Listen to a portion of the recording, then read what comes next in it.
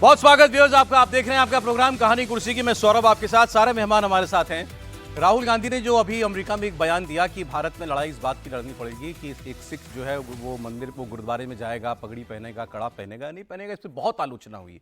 आतंकवादी संगठनों ने इसकी हिमायत कर दी कि राहुल गांधी तो हमारे खालिस्तान के एजेंडे पर बोल रहे हैं, बड़ा बोल्ड स्टेटमेंट दिया है। हम भी तो ये कहते हैं हाँ सिखों पर बड़ा जुल्म हो रहा है हिंदुस्तान के अंदर। लेकिन राहुल गांधी ने जब जिस व्यक्ति के सामने ये बात कही, जिस सिख युवक को खड़ा करके बात कही थी, वो व्यक्ति उस व्यक्ति का बयान सामने आ गया और बड़ा डिटेल बयान आया है। उन्होंने कहा मैं कार्यक्रम में गया था, बतौर पत्रकार गया था, और वहां उन्होंने बात करते करते मेरी तरफ देख करके मुझे खड़ा करा दिया, भाई अपना नाम बताओ। और नाम बताया मैंने तो फिर उन्होंने ये बात कह दी। वो बात मुझे भी बुरी लगी, मुझे भी खराब लगी। मैं उस वक्त उनको टोकना चाह रहा था, लेकिन उस कार्यक्रम में मैं ऐसा नहीं कर पाया। फिर उन्होंने अपने अनुभव बताए कि मैं हिंदुस्तानी ही हूँ, यहाँ तो कुछ दिनों के लिए आया हुआ हूँ अमेरिका में, हिंदुस्तान में मैं पैदा हुआ, वहीं पला बढ़ा हूँ।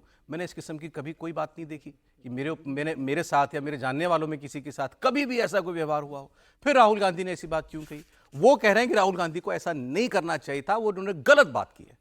अब आप राहुल गांधी को भी सुन लीजिए। अच्छा, क्योंकि उनकी पार्टी को फिर इस पर सफाई सी देनी पड़ी थी कि नहीं वो केवल सिखों की नहीं, वो और सभी धर्मों की बात कर रहे थे कि हर व्यक्ति को अपने धर्म की आज़ादी होनी चाहिए। बहरहाल, लेकिन बात जो उन्होंने कही वो तो थी और रिकॉर्ड है। तो एक बार फिर राहुल गांधी को सुना रहा हूं। उसके साथ साथ आप वो जो व्यक्ति हैं जिनका नाम है भलिंदर सिंह, उस सिख नवयुवक की बात सुने।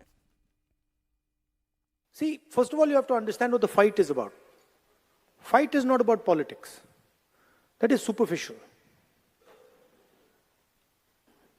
What is your name? Brother, here, with the turban? What is your name? Balinder Singh.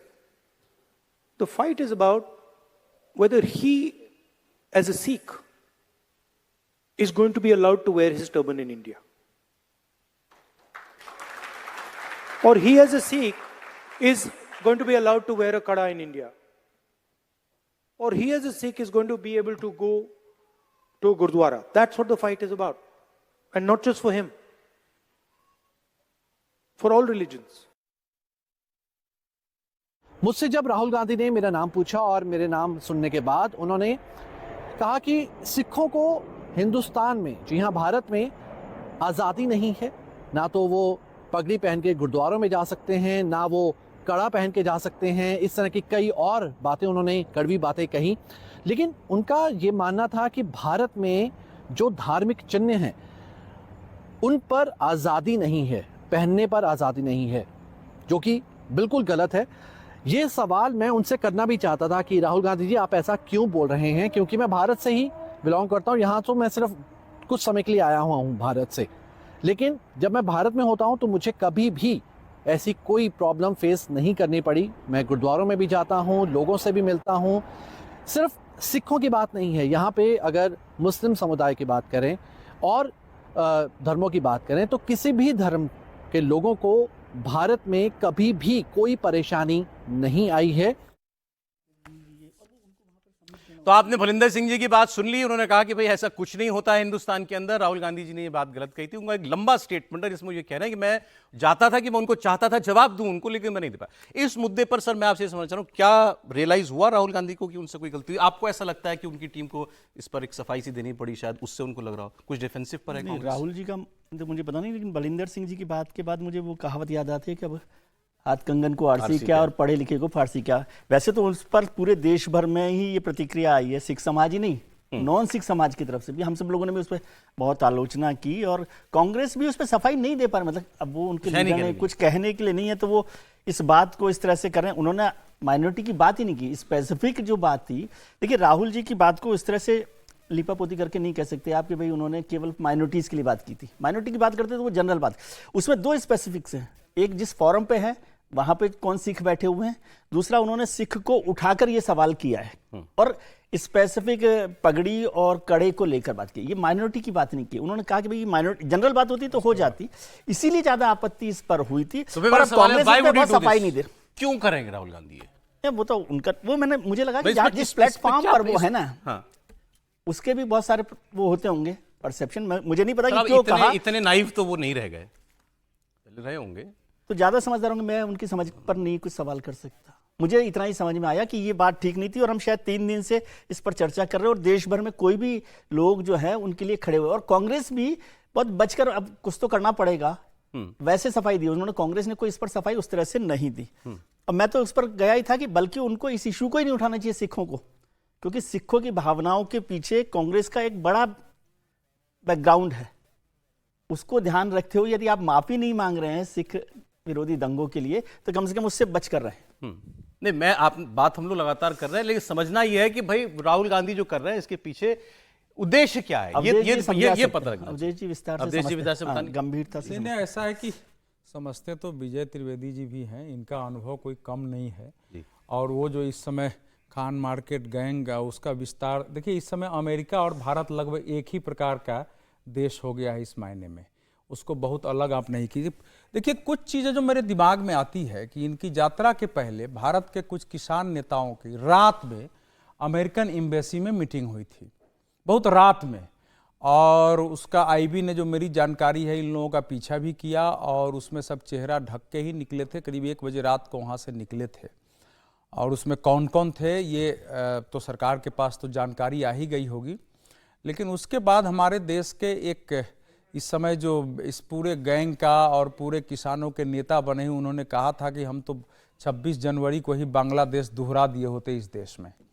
और वो तो जो है कौन वो तो जो है ट्रैक्टर, सबको पता है, आप नाम अभी 1 मिनट में आ जाएगा। ट्रैक्टर तो मोड़ दिया गया हमारा रामलीला मैदान की ओर, रामलीला मैदान की ओर। अगर संसद की ओर मोड़ देता तो हम उसी दिन दोहरा देते। और एक बड़े मूवमेंट की तैयारी लंबे समय से नरेंद्र मोदी सरकार के खिलाफ होने जा रही है, जिससे ये उम्मीद है कि हम उसी प्रकार से यहाँ जो है सत्ता को पलट दे सकते हैं। और उसके लिए दुनिया भर का सपोर्ट चाहिए, दुनिया भर की फंडिंग चाहिए। जैसे किसान आंदोलन में ठीक है कुछ लोगों ने आवाज़ उठाई और उसमें बहुत सारी बातें सच भी थी। मुख्य किसान खालिस्तानी नहीं थे, लेकिन खालिस्तानी समर्थक उसमें थे। अलग अलग अखबारों ने, दैनिक भास्कर ने तो तस्वीर के साथ छापी कि कैसे उसमें भिंडरावाले की तस्वीर लगी हुई है और उसके विरोध करने वाले को कैसे पीटा गया है। फंड पैसे वहां से आ रहे थे, लोग खड़ा होकर कह रहे थे हमने खालिस्तान के मूवमेंट को पैसे भेजे हैं। तो इसलिए ये जो एक बहुत बड़ी प्लानिंग जो देश और दुनिया में है इस समय, जिसको एक ही नाम लोग लेते हैं जॉर्ज सोरोस का, मैं उससे सहमत नहीं होता हूं। इस समय पूरी अमेरिका में, ब्रिटेन में, जर्मनी में, फ्रांस में, ऐसे अनेक देशों में, चीन उससे अलग है, लेकिन चीन का दूसरा खेल है भारत में। जो यहां इस समय राहुल गांधी का जो है कि विश्व सपोर्ट के आधार पर ये चीजें जो दुनिया के समझ में आ जाए और हमको सपोर्ट मिले, कि कल जो शेख हसीना के साथ हुआ है और शेख हसीना के उसको आज इसका सपोर्ट नहीं है। हालांकि बाद में जब विदेश मंत्री ने 2 बार उनसे मुलाकात की तो वो शांत हो गए हैं, लेकिन आम भाषा अभी भी यही है कि हमारे देश में क्यों है, जिस समय आई थी उस समय से लेकर अभी तक। तो ये एक प्लान्ड गेम है वहां कि ये मुसलमानों पर भी, सिखों पर भी, और सिख इससे जानते हैं वो कि कैसे हाई कमिश्नर पर झंडा उतारने की ब्रिटेन में कोशिश। इस सब में राहुल गांधी इस सबको ड्राइव कर रहे हैं, आपकी आरोप क्या? राहुल गांधी वो ड्राइव कर रहे हैं या इंस्ट्रूमेंट है इसके? नहीं, दोनों है। माने उसमें वो इंस्ट्रूमेंट भी है, उसमें उनका पॉलिटिकल जो आइडियोलॉजी है और पॉलिटिकल जो लक्ष्य है वो भी साधने की संभावना है। और मैं जो बार बार कहता हूं कि पिछले 2.5, 3, 4 वर्षों में जो उनके इर्द गिर्द उनके रणनीतिकार सलाहकार जो दुनिया भर से बने हैं, जो अल्ट्रा लेफ्टिस्ट, अल्ट्रा सोशलिस्ट और दुनिया के नियो सोशलिस्ट और नियो कम्युनिस्ट मैं कहता हूं, उन लोगों ने इनका धीरे धीरे माइंड वॉश किया है कि आने वाले समय में वर्ल्ड सिस्टम चेंज होने वाला है। उस वर्ल्ड सिस्टम का स्वरूप ऐसा होगा जिसमें कोई इस प्रकार से एक देश उसका नेता नहीं होगा। तो वो सारी चीजें उनके दिमाग में है जो अभी वो बोल रहे थे, उसको जोड़िए ना कि भाई फलाने जगह बेरोजगारी नहीं है, फलाने जगह, तो वो उसको भी कर रहे हैं कि अमेरिका वगैरह में भी लेफ्ट की इस प्रकार की आइडिया की जरूरत है। तो वो वहां उतना खुल के नहीं बोलते हैं, इसीलिए बिल्कुल प्लान्ड वे में वहां। देखिए ये प्लान जो आपने कहा, कल ये बात हुई थी। देखिए सुनिए, सिख लॉबी जो है, एक सेकंड, सिख लॉबी जो है ब्रिटेन में, अमेरिका में, कनाडा में, ऑस्ट्रेलिया में, बेल्जियम में, पश्चिम जर्मनी में, ऑस्ट्रेलिया में, इन जगहों बहुत पावरफुल है, वो बहुत पावरफुल है ये सब, और इनके संगठन है अलग अलग। ठीक है और वो संगठन अब, लेकिन मुझे जो दुख हो रहा है कि नेहरू जी की मूर्ति को जाके सबने तोड़फाड़ किया वहां, गांधी जी के मूर्ति को पिछले ही साल जाके सब तोड़फोड़ किया है वहां, झंडा को, हमारे झंडे को अपमानित किया है। इंदिरा गांधी जी के 31 अक्टूबर 1984 को कनाडा में सबने निकाला है, उस पर गोली मारते दिखा रहा है। राहुल गांधी जी को समझ में नहीं आ रही है कि आप क्या कर रहे हैं। अब तो आगे व्यक्ति ने भी कह दिया कि भाई जिसको बहाना बना कर ये बात कही गई कि गलत बात है। देखिए, राहुल गांधी ने जब ये बयान दिया होगा तो राहुल गांधी ने सोचा होगा कि मेरे इस बयान के बाद भारतीय जनता पार्टी के लिए बहुत तकलीफ खड़ी होगी। लेकिन राहुल गांधी के इस बयान के बाद पंजाब कांग्रेस के कई बड़े नेता नाराज हैं और उन्होंने अपने असंतोष से केंद्रीय नेतृत्व को अवगत करा दिया है। और इसमें आश्चर्य मत मानना कि अगर आने वाले दिनों में कांग्रेस के कई नेता राहुल गांधी के इस बयान के बाद सार्वजनिक रूप से अगर आलोचना करते हैं और कांग्रेस छोड़ते हैं तो इसमें कोई आश्चर्य की बात नहीं होगी। पंजाब कांग्रेस के अंदर इसको लेकर एक बहुत बड़ी नाराजगी है। उनका यह कहना है कि अनार्थक, अनावश्यक और बेबुनियाद राहुल गांधी का बयान दिया मैंने गया तो था। प्रगट सिंह का बयान देखा, वो तो समर्थन कर रहे हैं, बिल्कुल ठीक कहा राहुल गांधी ने, कांग्रेस पार्टी प्रगट के सिंह नेता ने हैं। किया है ना, लेकिन प्रगट सिंह अकेले पंजाब कांग्रेस के नेता नहीं है। 8 सांसद वहां से जीत के आए, कई विधायक है, कई बड़े नेता कांग्रेस के वहां से है जो इस बात को मानते हैं कि राहुल गांधी को यह अनावश्यक बयान देने की जरूरत नहीं थी। इस बयान के बाद हमें यहां पर का सामना करना पड़ेगा और गुरुद्वारा प्रबंधक कमेटी भी इस मामले में विचार करेगी जो राहुल गांधी ने जो बयान दिया है इस पर कैसे रिएक्शन दिया जाए।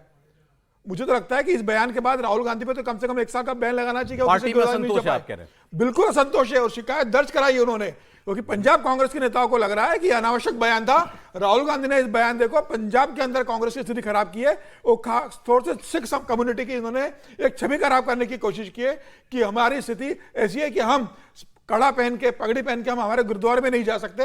जिस गुरुद्वारे में सर्वधर्म संभव की सभा होती है, सब सारे धर्म के लोग आते हैं, सारी जाति के लोग आते हैं, सब लंगर में भोजन करते हैं, वहां पर सब लोग वहां अपनी सेवाएं देते हैं, उस धर्म के बारे में राहुल गांधी ने इस तरह का जिक्र किया है। मुझे लगता है कि कांग्रेस के अंदर भी इस बात को लेकर नाराजगी। एक खबर आ रही है इस वक्त कोलकाता से, आपको बता दूं मैं, कोलकाता के आरजी-कर हॉस्पिटल में जहां पर लेडी डॉक्टर के साथ बलात्कार और हत्या का मामला सामने आया, हॉस्पिटल के बाद डॉक्टर प्रदर्शन पर बैठे हैं और उसी प्रदर्शन स्थल पर एक संदिग्ध बैग मिला है और इसके बाद बम निरोधक दस्ता मौके पर बुलाया गया है। तो ये तस्वीर आप देख रहे हैं, ये बैग बताया जा रहा है, अमेरिकन टूरिस्टर लिखा हुआ है उसके ऊपर। ये इसमें क्या है ये तो अब वहां जो टीम पहुंची है वही बताएगी, लेकिन ये जो प्रोटेस्ट साइट थी वहां पर ये बैग मिला है और उसके बाद बॉम्ब डिस्पोजल स्क्वाड को यहां पर बुलाया गया है। अब तो सब वहां खाली लग रहा है, सब डॉक्टर वगैरह को वहां से हटाया गया होगा, जाहिर है। अब ये क्या इसके पीछे थोड़ी देर में स्पष्ट हो पाएगा। अभी भी आप देख सकते हैं इसमें प्रदर्शन की जगह पर सब उनके पोस्टर, बैनर सब वहां पर रखे हुए हैं और फिलहाल डॉक्टर्स वहां से हट गए। इन डॉक्टरों को ममता बनर्जी लगातार बातचीत के लिए बुला रही हैं, लेकिन ये उसके लिए तैयार नहीं है और उस बीच ये खबर आई है। चलिए, किसी बहाने से वहां डॉक्टर तो हटे हैं, मतलब ये संतोष हुआ होगा सरकार को। नहीं, देखिए, ये अभी तो सामने आए तो पता चले, लेकिन इसके पहले एक आया कि इससे जुड़े हुए जो लोग हैं और अलग अलग जो नेता हैं जिस आंदोलन को लीड कर रहे हैं, उनको धमकाने वाले उनके घर के बाहर संदिग्ध लोग ये भी दिखे हैं। तो कलकत्ता में जो कुछ हो रहा है ये देश में सचमुच एकदम अलग है कि एक पार्टी जो सत्ताधारी है उसकी मुश्किल में गुंडे पता नहीं क्यों उन सत्ता का विरोध करने वाले सड़क पर उतर आए। इसके पहले जो सबसे बड़ा देखा लोगों ने कि प्रदर्शन हो रहा है, धरना हो रहा है, लोग प्रदर्शन कर रहे हैं, अचानक कुछ लोग घुस आते हैं और तोड़फोड़ कर देते हैं। लेकिन अब इस तरह की चीजें दिख रही हैं। अब ये कि कोई उसी तरह की साजिश है या एक जिसको कहें कि डरा धमका कर वहां से हटा दें, थोड़ी देर के लिए संदिग्ध बैग रख देना, उस बहाने से हटा देना। लेकिन इतना जरूर है कि डॉक्टर्स को ये लगता है, कलकत्ता के समाज को लगता है, नागरिक समाज को, कि ममता बनर्जी पूरी तरह से भरोसा खो चुकी हैं और वो किसी बड़े गिरोह को, बड़े तंत्र को संरक्षित करने में अपनी पूरी ऊर्जा लगा रही है। अब ये आपको लग रहा है कोई एक मतलब बहाना भी हो सकता है? निश्चित तौर पर ये लग ही रहा है, क्योंकि इसके अलावा और क्या वजह हो सकती है। और कोई भी व्यक्ति जो सामान्य अपराधी होता है या सामान्य इस तरह का व्यक्ति होता है, वो ऐसे प्रदर्शनों में नहीं जाता है। अगर वो पॉलिटिकली मोटिवेटेड नहीं है या उसको कहीं से ऊपर से संरक्षण नहीं है, तो ऐसी जगह पर वो थोड़ी नहीं जाएगा। कितना भी बड़ा अपराधी गुंडा होगा वो बचेगा, क्योंकि यहां तो जनता है, भीड़ है, आक्रोशित लोग हैं, तो वो तो कोई भी अपना परिणाम सोच के डरेगा। लेकिन अगर कोई ये कर रहा है तो इसका मतलब कि उसको सत्ता का संरक्षण है और इस आंदोलन को तोड़ने, कमजोर करने, किसी तरह से डाइवर्ट करने की कोशिश हो रही है। अब देखिए, अभी जांच हो तो पता चले कि इस बैग में क्या निकला, लेकिन ये बातें होंगी कि भाई प्रदर्शन स्थल पर इस किस्म की चीज मिली है, कहीं ये डॉक्टरों को बस हटाने की कोई नहीं कोई तरकीब ना हो, क्योंकि वो हट नहीं रहे किसी भी सूरत में। नहीं, मुख्यमंत्री जी को इस आंदोलन को तोड़ने की बजाय खत्म करने की एक्सरसाइज करनी चाहिए कि कैसे खत्म किया जा सकता है, कैसे उनके साथ बात हो सकती है, वो नाराज हैं या जो भी शर्तें हैं उस पर कैसे बात हो सकती है, उस पर ज़्यादा जोर देना चाहिए, बजाय इसके कि ये एक्सरसाइज की जाए। मुझे नहीं पता कि ये उन लोगों ने रखवाया या नहीं रखवाया, लेकिन फिर भी आंदोलन को तोड़ने से है ना, कभी वो रास्ता निकलता नहीं है। वो किसी ने दूसरे रूप में उसको निकल कर आएगा। तो बेहतर है कि कैसे कोशिश की जाए कि खत्म किया जाए, डॉक्टर वापस आएं। और डॉक्टरों से तो हम लोग बार बार आग्रह कर चुके हैं कि सुप्रीम कोर्ट के आदेश के बाद भी उनको हड़ताल खत्म, मतलब ममता जी से लड़ाई अलग है, लेकिन जनता के उसके लिए और सुप्रीम कोर्ट के आदेश के बाद या जो भी ऑब्जर्वेशन है उसके बाद उनको हड़ताल खत्म करके आना चाहिए और विरोध में हमेशा लगे रहना चाहिए जो भी उनकी मांग हो। अब बुलाया था मिलने के लिए, सरकार कह रही है हमने तो बुलाया भाई, और क्या करें? सुप्रीम कोर्ट ने कहा नौकरी जाओ, दोबारा नौकरी ज्वाइन जा सकती है ना वहां पे। 10 मिनट की दूरी पे ममता बनर्जी बैठी है। ममता बनर्जी को लगता है कि डॉक्टर को समझाना है, उनकी मांगे जायज है, तो ममता बनर्जी खुद उठ के चले जाए डॉक्टरों के बीच में। किसने मना किया है? आप कह रहे हो कि 10 प्रतिनिधिमंडल आ सकते हैं, उससे ज्यादा लोग हमसे मिलने नहीं आ सकते। डॉक्टर ने जो मांग रखी है उससे मैं पहले डॉक्टरों की मांगे हम क्लोज डोर नहीं मिलेंगे, आप सार्वजनिक रूप से मिलिए हमसे। चलिए और ना, प्रसारण क्यों? तो चलिए जाए ना ममता बनर्जी मिलने।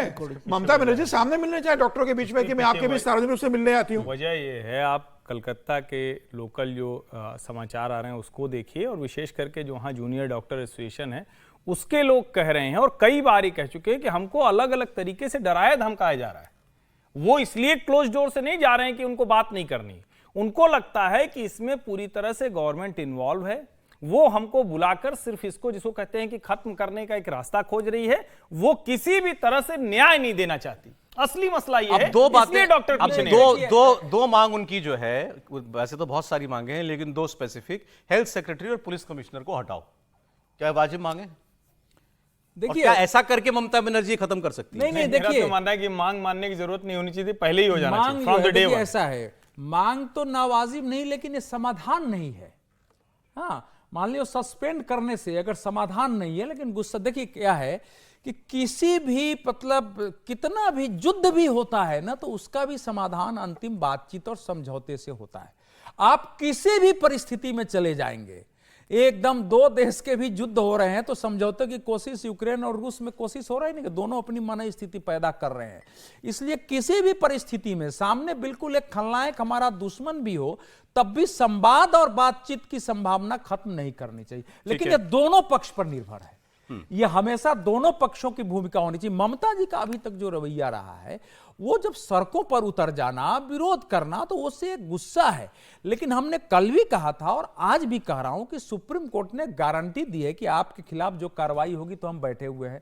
आप 10 बजे आइए, 9 बजे अपने ड्यूटी पर काला इसमें बांधिए हम लोगों ने, और बाहर नारा लगाइए और देखिए आप कि हम लोग ऐसे साइन नहीं करिए, ये भी आप कर सकते हैं। मरी बहुत सारे तरीके निकाले जा सकते हैं, बातचीत तो होनी चाहिए। मुख्यमंत्री पर मैं बहुत नाराज हूं, जो कुछ उन्होंने किया है अन्याय है, लेकिन बातचीत करने अब देखें, अभी फिलहाल तो देखें, ये डॉग स्क्वाड भी वहां पर आया है, पूरा प्रोटेस्ट साइट पर जो है छानबीन चल रही है। इस खबर में आगे क्या निकलता है। और अब ये देखिए, बम निरोधक दस्ता आ चुका है, अब उस बैग का निरीक्षण किया जाएगा। बिल्कुल अपने अटायर में जो गियर है उसमें ये बम डिस्पोजल स्क्वाड के अधिकारी जो हैं इस बम की जांच का, माफ कीजिएगा, संदिग्ध बैग की जांच कर रहे हैं कि इसके अंदर क्या है। बड़ा रिस्की मामला होता है मतलब, और मैं तो बार बार जब भी ऐसी कोई तस्वीर देखता हूं तो हैट्स ऑफ, सल्यूट है उन ऐसे लोगों को। सचमुच जो भाई इसमें बम ही हो, एक आदमी जो है उसका छानबीन कर रहा है, उसको तय करके इसको अपना करियर बनाते हैं, क्या जिगरा चाहिए, विशेषज्ञता हासिल करते हैं, वो सचमुच कमाल के लोग होते हैं। बिल्कुल। तो ये लाइव आप तस्वीर देख रहे हैं, इस वक्त लाइव तस्वीर है कोलकाता के आरजीकर हॉस्पिटल के बाहर, जहां डॉक्टर लोग प्रदर्शन कर रहे हैं, वहां पर एक संदिग्ध बैग मिला है, उसकी जांच चल रही है। अब उन्होंने फिलहाल एक फौरी इसका निरीक्षण किया, फिर अब वो बैग का कुछ और भी वहां पर मिला, एक पॉलिथीन के अंदर ये थैला है नीले से रंग का, कुछ उपकरण होते हैं उनके पास, पहले उससे जांच होती है।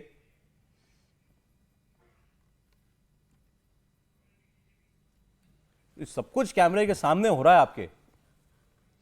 कई बार तो जिंदा बम मिल जाते हैं इनको।